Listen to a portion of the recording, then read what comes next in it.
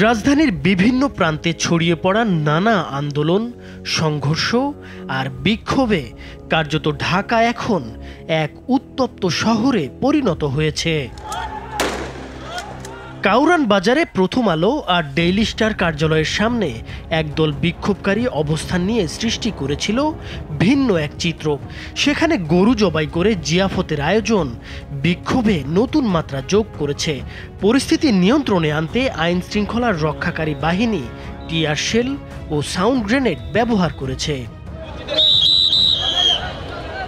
গত ২৪ ও ২৫ নভেম্বর রণক্ষেত্রে পরিণত হয়েছিল যাত্রাবাড়ি এলাকা। ৩টি কলেজের শিক্ষার্থীদের ত্রিমুখী সংঘর্ষে হাসপাতাল সহ একাধিক শিক্ষা প্রতিষ্ঠান ব্যাপক ভাঙচুরের শিকার হয়েছে। চালানো হয়েছে লুটপাট, আহত হয়েছেন অন্তত ৪০ জন। স্থগিত করা হয়েছে সমস্ত পরীক্ষা, মোতায়েন করা হয়েছে বিজিবি। অন্যদিকে রাজধানীর বিভিন্ন জায়গায় ব্যাটারি চালিত রিকশা চালক ও মালিকরা তাদের দাবি আদায়ে পথে নামেন। সড়ক অবরোধে যান চলাচল বন্ধ হয়ে দুর্ভোগে পড়েন সাধারণ যাত্রীরা। রাজধানীর গতি কমে গিয়ে তৈরি হয় অবর্ণনীয় দুর্ভোগ। তার পাশাপাশি বকেয়া বেতনের দাবিতে বেক্সিমকো গ্রুপের শ্রমিকরা চন্দ্রা নবীনগর মহাসড়ক অবরোধ করেছে। ফলে চরম বিপাকে পড়েছেন মহাসড়কে আটকে পড়া হাজারো মানুষ।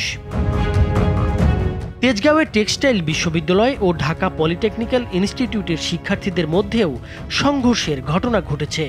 এখানেও আহত হয়েছে শতাধিক শিক্ষার্থী। ওইদিকে ঢাকায় সমাবেশে যোগ দিলেই সর্বনিম্ন ১ লাখ থেকে ১ কোটি টাকা পর্যন্ত সুদমুক্ত ঋণ দেওয়ার প্রলোভন দেখিয়ে হাজার হাজার নারী পুরুষ ও কিশোর কিশোরীকে জড়ো করা হয়েছিল। টাকা হলো ১ লাখ টাকা করে টাকা তোমাদের কিস্তি দিবে, এই কথা করে কালিয়া গাড়ি ধরায় হাত দিছে। এ সব কিছুর মধ্যে বিএনপি মহাসচিব মির্জা ফখরুল ইসলাম আলমগীরের একটি ফেসবুক স্ট্যাটাস রাজনৈতিক মহল থেকে শুরু করে সাধারণ মানুষের মনে নানা জল্পনা কল্পনার জন্ম দিয়েছে। পোস্টে তিনি লিখেছেন, united we stand, divided we fall, যার বাংলা করলে দাঁড়ায় একতায় উত্থান, বিভেদেই পতন।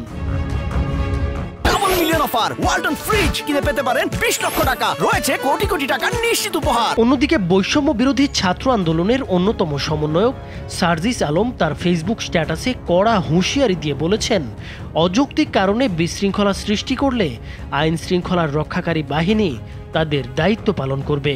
উপদেষ্টা মাহফুজ আলম বলেছেন, কিছু বাম ও ডানপন্থী নেতৃত্ব অভ্যুত্থানে এবং পরে অন্তর্বর্তী সরকারে অবস্থান নিশ্চিত করতে না পেরে উন্মত্ত আচরণ করছে। তাদের উস্কানিমূলক কর্মকাণ্ড ও বিভেদ সৃষ্টির চেষ্টায় দেশ অস্থির হয়ে উঠেছে। কিছু শক্তি ছাত্রদের বিভক্ত ও বিতর্কিত করার চেষ্টা করছে বলেও অভিযোগ করেন তিনি। এর আগেও প্রধান উপদেষ্টার বাসভবন এলাকার রাস্তায় অবস্থান নিয়ে বিক্ষোভ করেছেন বিভিন্ন শ্রেণী পেশার মানুষ। আবার সচিবালয়ে আনসার সদস্যদের বিক্ষোভও ব্যাপকভাবে আলোচনায় এসেছিল। এছাড়া তিতুমির কলেজের শিক্ষার্থীদের আন্দোলন এবং ঢাকা কলেজ ও সিটি কলেজের শিক্ষার্থীদের সংঘর্ষও ব্যাপক আলোড়ন তুলেছিল।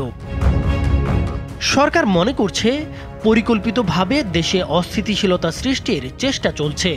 সাম্প্রতিক এই সবগুলো ঘটনাকে একটি বড় পরিকল্পনার অংশ হিসেবে দেখছে অন্তর্বর্তী সরকার।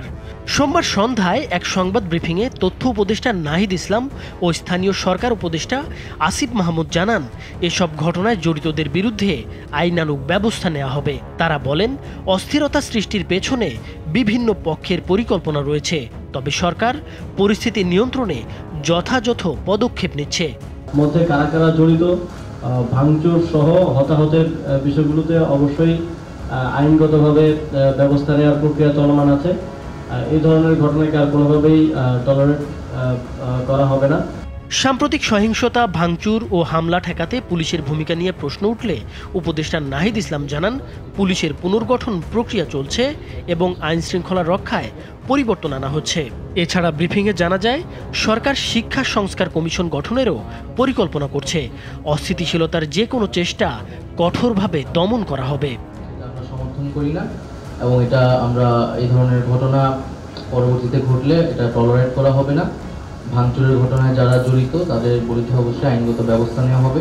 নাইমুর হোসেন, মাছরাঙ্গা টেলিভিশন।